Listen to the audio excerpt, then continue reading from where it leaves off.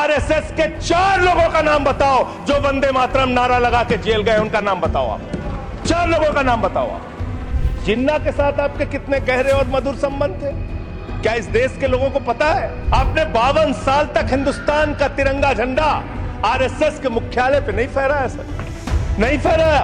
3 लोगों ने आरएसएस के मुख्यालय पर जब ये झंडा फहराया, उन तीनों के नाम मैं पढ़ रहा हूं, विजय, उन्मत्त, दिलीप, इन तीनों लोगों के खिलाफ आरएसएस ने एफआईआर दर्ज कराई। किस अपराध में? कि हमारे दफ्तर में तिरंगा क्यों फहरा दिया। और कितने साल तक मुकदमा लड़े? 13 साल तक मुकदमा लड़े। यह है आपकी असलियत। इन नारों के पीछे अपने गुनाहों और अपराध को छिपाना चाहते हैं। आप देशभक्ति की बात कर रहे हैं। अरे मैंने साइकिल चोर सुना था, लॉकेट चोर सुना था, स्कूटर चोर सुना था, मैंने सुना था तमाम तरह के चोर होते हैं। आप लोग तो वोट चोर निकल गए हिंदुस्तान के अंदर, वोट चोर। अरे 1 रुपए में तो एक आम नहीं मिलता।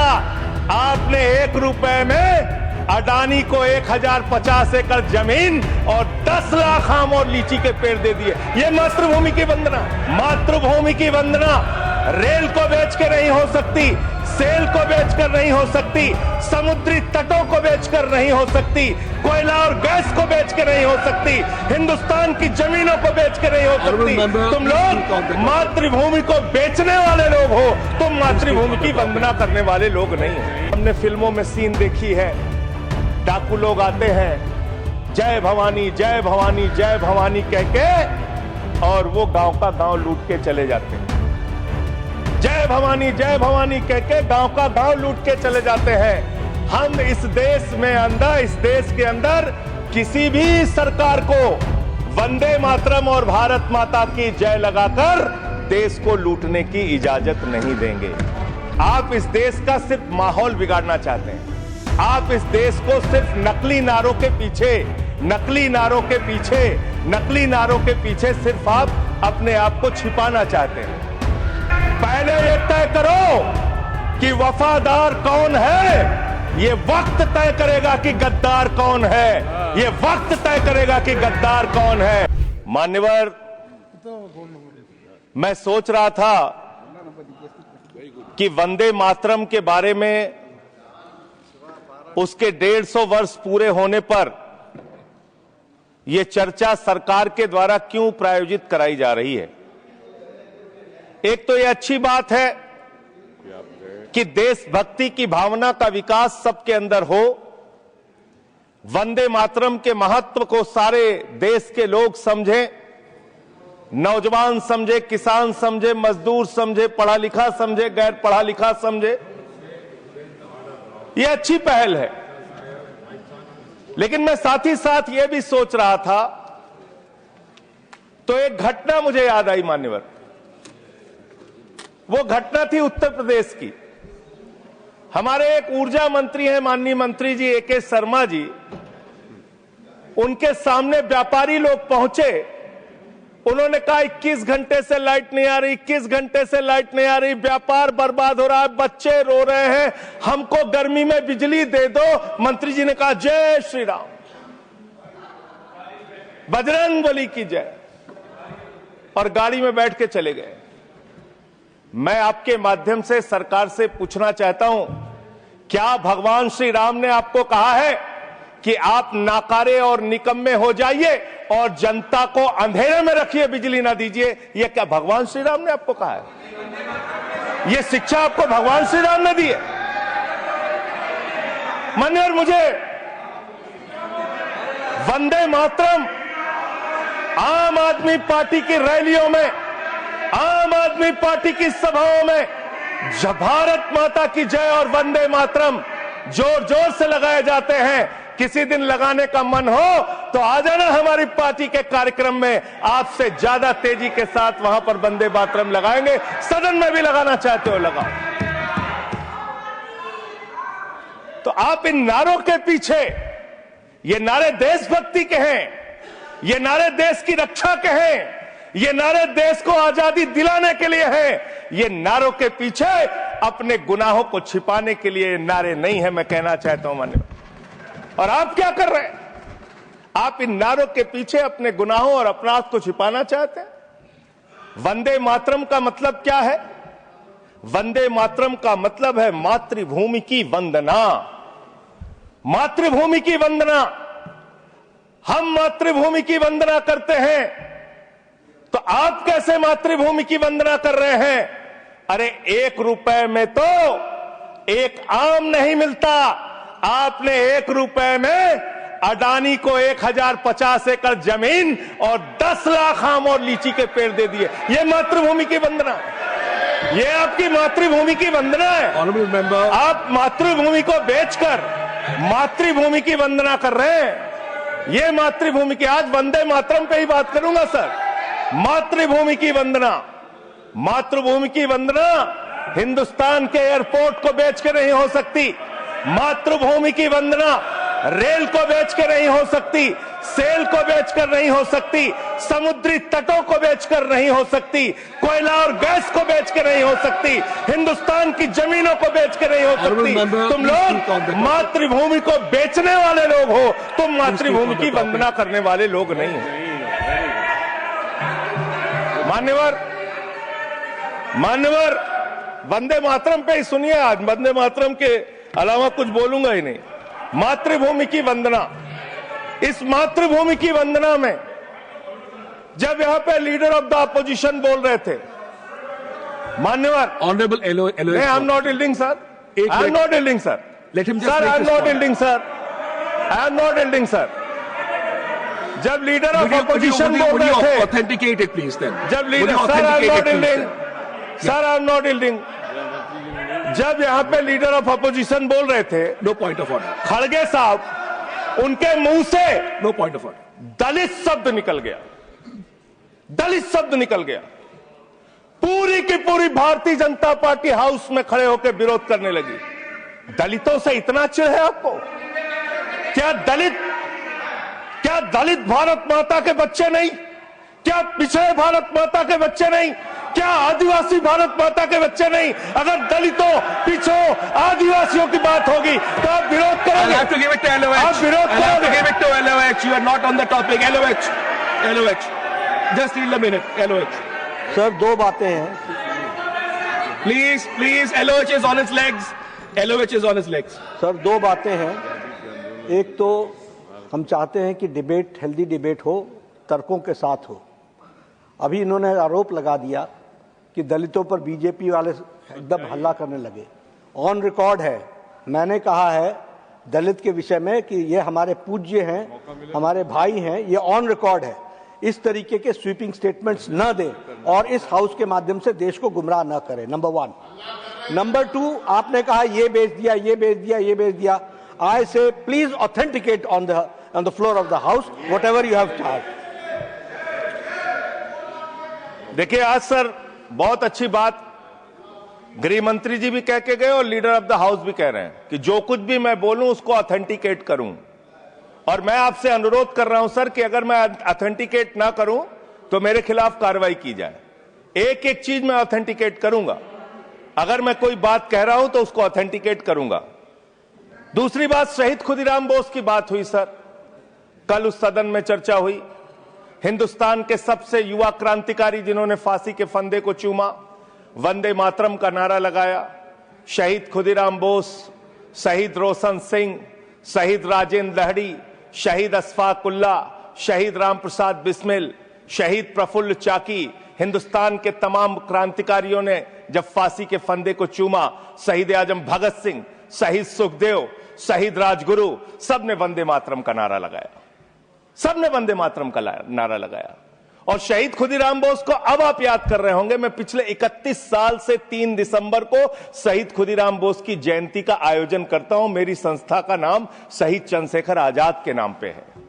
शहीद खुदीराम बोस हिंदुस्तान के वो क्रांतिकारी थे, जब उनको फांसी के फंदे पे चढ़ाया गया और उनका जब अंतिम संस्कार हुआ तो जो राख उनके अंतिम संस्कार से निकली मान्यवर, उसको बंगाल की माए तावीज बना के अपने बच्चों को पहनाती थी कि ऐसे ही बनना हिंदुस्तान के लिए क्रांतिकारी। यह इतिहास, यह हिंदुस्तान का इतिहास। लेकिन मैं आपके माध्यम से इस सरकार से पूछना चाहता हूं, आपके पुरखे इस वक्त क्या कर रहे थे जब शहीद आजम भगत सिंह वंदे मातरम लगा रहे थे, शहीद सुखदेव वंदे मातरम लगा रहे थे, शहीद राजगुरु वंदे मातरम का नारा लगा रहे थे, शहीद खुदीराम बोस वंदे मातरम का नारा लगा रहे थे, उस वक्त आप क्या कर रहे थे? क्या कर रहे थे आप? वंदे मातरम का नारा लगाकर लोग जेल गए, लाठियां पड़ी उनको। मैं आपके माध्यम से इस सरकार से पूछना चाहता हूं, आरएसएस के 4 लोगों का नाम बताओ जो वंदे मातरम नारा लगा के जेल गए, उनका नाम बताओ आप। 4 लोगों का नाम बताओ आप, अपने 4 पुरखों का नाम आप बताओ। आप नहीं बता सकते क्योंकि आजादी के आंदोलन में आपका कोई इतिहास नहीं, आजादी के आंदोलन में आपका कोई इतिहास नहीं, यही आपकी कुंठा है। तो इसलिए कभी आप कहते हो सरदार वल्लभ भाई पटेल आपके हैं। अरे भैया, सरदार वल्लभ भाई पटेल ने आरएसएस के ऊपर बैन लगाया था, यह रिकॉर्डेड हिस्ट्री है। और जब 18 महीने जेल में रखा गया आरएसएस के लोगों को राष्ट्रपिता महात्मा गांधी की हत्या के अपराध में, जब उनको छोड़ा गया, बैन हटाया गया, तो उसमें शर्त लगाई कि आप राष्ट्रीय ध्वज को मानेंगे, यानी कि आप तिरंगे झंडे को भी नहीं मानते थे। आपने 52 साल तक हिंदुस्तान का तिरंगा झंडा आरएसएस के मुख्यालय पे नहीं फहराया सर, नहीं फहराया। और 3 लोगों ने आरएसएस के मुख्यालय पर जब ये झंडा फहराया, उन तीनों के नाम मैं पढ़ रहा हूं, विजय, उन्मत, दिलीप, इन तीनों लोगों के खिलाफ आरएसएस ने एफआईआर दर्ज कराई। किस अपराध में? कि हमारे दफ्तर में तिरंगा क्यों फहरा दिया। और कितने साल तक मुकदमा लड़े? 13 साल तक मुकदमा लड़े। यह है आपकी असलियत। आप तिरंगे का विरोध करते हैं, भारत के राष्ट्रीय ध्वज का विरोध करते हैं। जो लोग तिरंगे और राष्ट्रीय ध्वज का विरोध कर सकते हैं, वो भारत माता के सच्चे सपूत नहीं है, वो नहीं है हमारे निगाह में। और मैं आपको बताता हूं सर, ये है 28 दिसंबर 1949 का ऑर्गेनाइजर पत्र। इसको भी रखूंगा क्योंकि आज गृह मंत्री जी और लीडर ऑफ द हाउस दोनों कह के गए रिकॉर्ड पे सारी चीजें आनी चाहिए, इसको रिकॉर्ड पे रखना चाहिए। इतिहास देश को पता चलना चाहिए, किन लोगों ने देश के साथ गद्दारी की, किन लोगों ने तिरंगे का विरोध किया, किन लोगों ने राष्ट्रगान का विरोध किया। आपको ये पढ़ के सुनाना चाहता हूं, ये ऑर्गेनाइजर है, क्या लिख रहा है। What is the moral sanction behind government's choice of Jan Gana Man, except that it can be made an item of entertainment? आप राष्ट्रगान का विरोध कर रहे हैं, आप भारत के राष्ट्रगान का विरोध कर रहे हैं। आपके मुख्य पत्र में भारत के राष्ट्रगान का विरोध लिखा गया है। इसके लिए भारत के प्रधानमंत्री को और पूरी की पूरी भारतीय जनता पार्टी को, जो अपने आप को आरएसएस को अपना आदर्श मानती है, पूरे देश से माफी मांगनी चाहिए। ये रिकॉर्ड पे लाऊंगा सर, इसको रख लीजिएगा, ये रिकॉर्ड पे रखा जाए।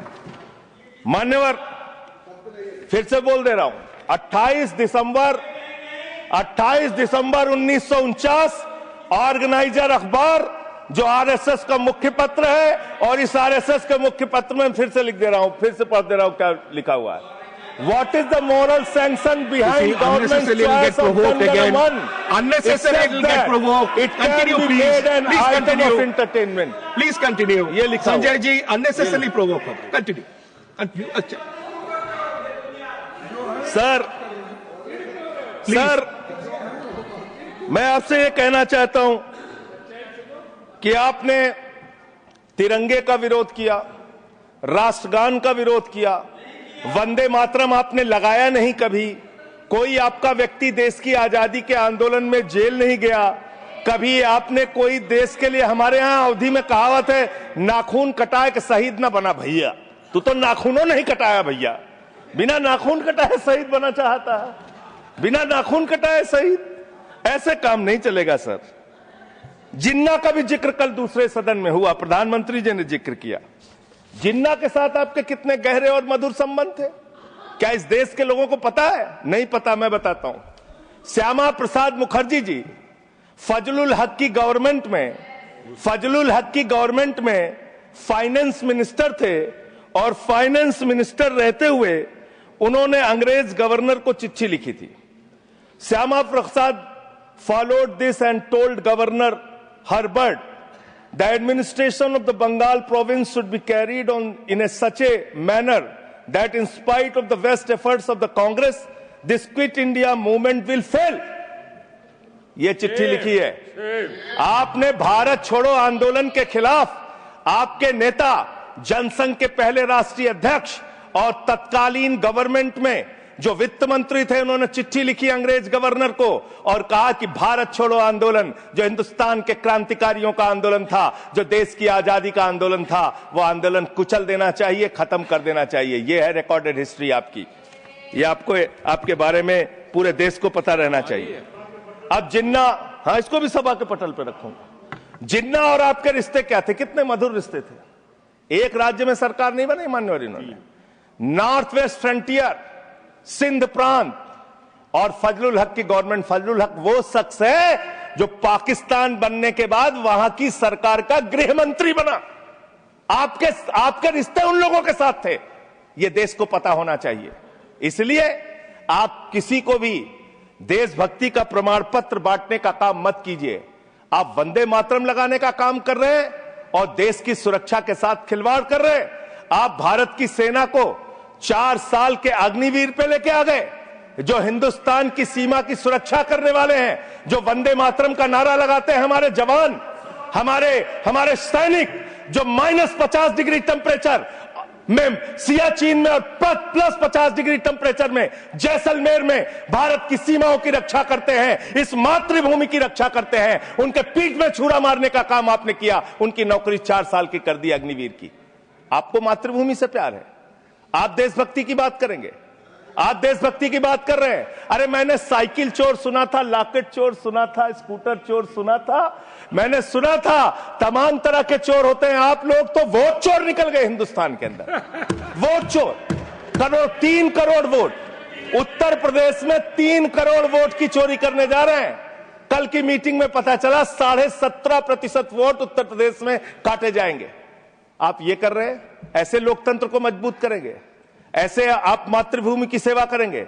ऐसे आप मातृभूमि की वंदना करेंगे? मान्यवर, मैं आप लोगों से सिर्फ इतना कहना चाहता हूं मान्यवर, आपके माध्यम से, कि हमने फिल्मों में सीन देखी है, डाकू लोग आते हैं, जय भवानी जय भवानी जय भवानी कह के, और वो गांव का गांव लूट के चले जाते हैं। जय भवानी कह के गांव का गांव लूट के चले जाते हैं। हम इस देश के अंदर किसी भी सरकार को वंदे मातरम और भारत माता की जय लगाकर देश को लूटने की इजाजत नहीं देंगे। वंदे मातरम लगाएंगे, भारत माता की जय लगाएंगे, जय हिंद भी कहेंगे, राष्ट्रगान भी कहेंगे, वंदे मातरम भी गाएंगे, लेकिन देश के साथ गद्दारी और धोखेबाजी नहीं करने देंगे।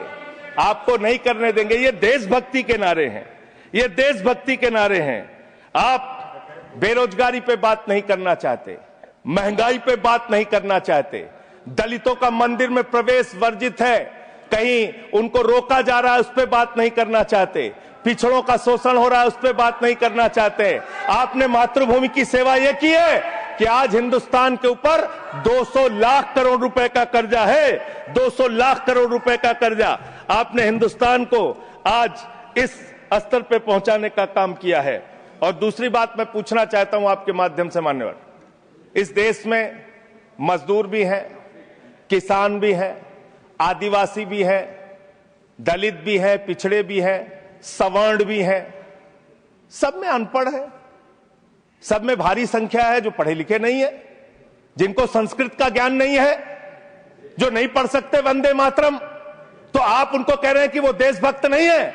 मैं आपके माध्यम से कहना चाहता हूं, वो देश को लूटने वाले अडानी जैसे पूंजीपतियों से ज्यादा बड़े देशभक्त हैं, जो अपने बच्चों के लिए श्रम करते हैं, मजदूरी करते हैं, कुली का काम करते हैं और अपने बच्चों का पेट भी पालते हैं, देश की भी सेवा करते हैं। वो आपसे ज्यादा देशभक्त हैं। उनकी देशभक्ति को आप इससे चेक करने का काम मत कीजिए, उससे परीक्षा करने का काम मत कीजिए।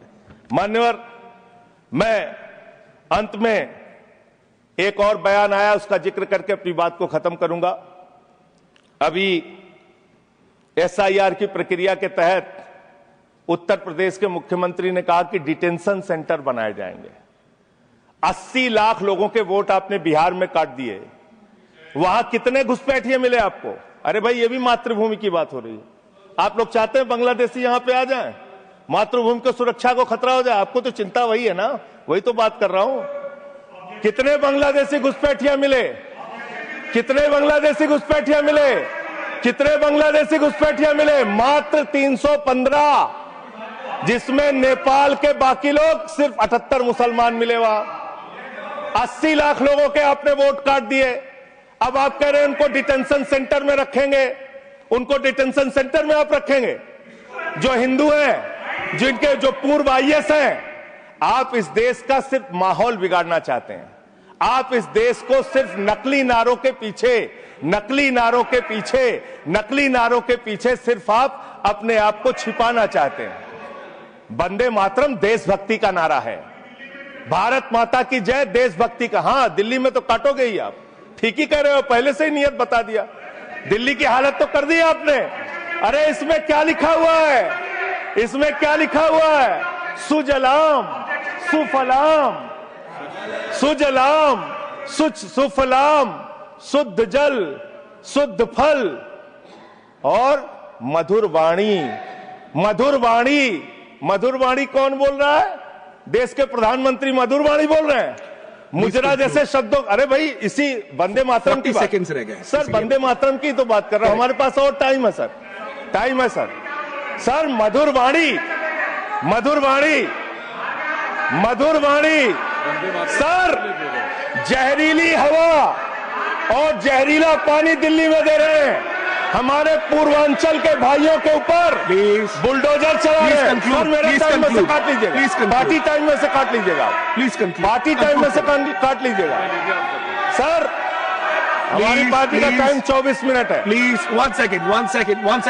दिल्ली को, संजय जी, वन